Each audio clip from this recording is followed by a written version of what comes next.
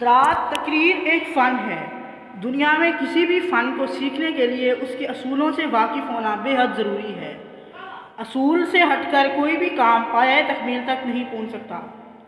دنیا میں جس شخص کے اصول نہیں ہوتے اسے زندگی میں قدم قدم پر ناکامی اور مایوسی کا سامنا کرنا پڑتا ہے۔ اس کے برعکس جو لوگ اپنی زندگی کسی اصول کے تحت گزارتے ہیں وہ کبھی بھی ناکام و نامراد نہیں ہوتے۔ وہ ہمیشہ ان راستوں پر چلتے ہیں جو بامقصد ہوتے ہیں۔ اسی طرح تقریر کے بھی کچھ اصول ہیں جن کو اپنانے سے ایک کامران مقرر بن جاتا ہے۔ قائد اعظم محمد علی جناح دنیا کے ایک عظیم انسان تھے۔ انہوں نے اپنی کامیابی کا لوہا خود منوایا۔ وہ کبھی کسی کے سامنے نہ جھکے۔ وہ کون سی چیز تھی جس نے محمد علی جناح کو کامیاب و کامران، باہمت، خوددار اور پر اعتماد بنا دیا؟ وہ چیز ان کی زندگی کے اصول تھے جن کا دامن انہوں نے کسی بھی وقت میں نہیں چھوڑا۔ وہ اپنے اصولوں پر ڈٹ جاتے تھے۔ ایک مرتبہ ممبئی میونسپل کارپوریشن کے صدر جیمز میک ڈونلڈ ایک مقدمے کی کارروائی سننے کے لیے ہائی کورٹ میں آئے اور عدالت میں وکیلوں کی مخصوص نشست پر بیٹھ گئے۔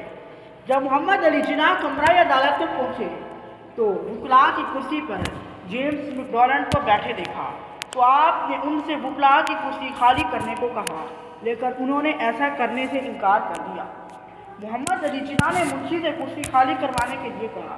منشی نے میک ڈونلڈ سے کہا، انہوں نے کرسی خالی کر دی۔ وہ قائد اعظم سے ناراض نہ ہوئے بلکہ انہوں نے عدالت کے منشی سے قائد اعظم کا نام معلوم کیا اور ان کی اصول پسندی کا اعتراف میں 1000 روپے کے معاوضے پر کارپوریشن کا مشیر مقرر کر دیا۔ قائد اعظم کے اس واقعے کو پیش کرنے کا مقصد یہ ہے کہ کچھ بھی ہو حالات ساتھ نہ دیں لیکن اصولوں سے کبھی بھی انحراف مت کرو۔ جب سٹیج پر آپ کو آنے کی دعوت دی جائے تو بڑے اعتماد اور سکون کے ساتھ سٹیج پر جائیں۔ سٹیج پر چند لمحے خاموش کھڑے ہو جائیں اور سامعین پر نظر ڈالیں۔ اس طرح کرنے سے تمام سامعین آپ کی طرف مکمل طور پر توجہ دیں گے، لیکن آپ کی یہ خاموشی کا عرصہ بالکل معمولی ہونا چاہیے۔ یہ نہ ہو کہ سامعین خاموشی ہو کر آپ کا منہ تکتے رہیں اور آپ سامعین کا۔ تقریر کی آغاز میں اپنی آواز مدھم رکھیں، آہستہ آہستہ پڑھائیں، لیکن یہ تبدیلی بالکل معمولی ہو۔ چیخ کر تقریر نہیں کرنی چاہیے بلکہ اپنی آواز میں میانہ روی اختیار کریں۔ غصے سے پرہیز کریں کیونکہ میٹھے بول میں جادو ہے۔ ویسے بھی غصہ عقل کو کھا جاتا ہے اور انسانی غصے کی حالت میں کچھ سوچ سمجھ نہیں پاتا اور مقرر کے ذہن سے تمام دانائی کی باتیں محو ہو جاتی ہیں اور اس کے پاس کہنے کو کچھ باقی نہیں رہتا۔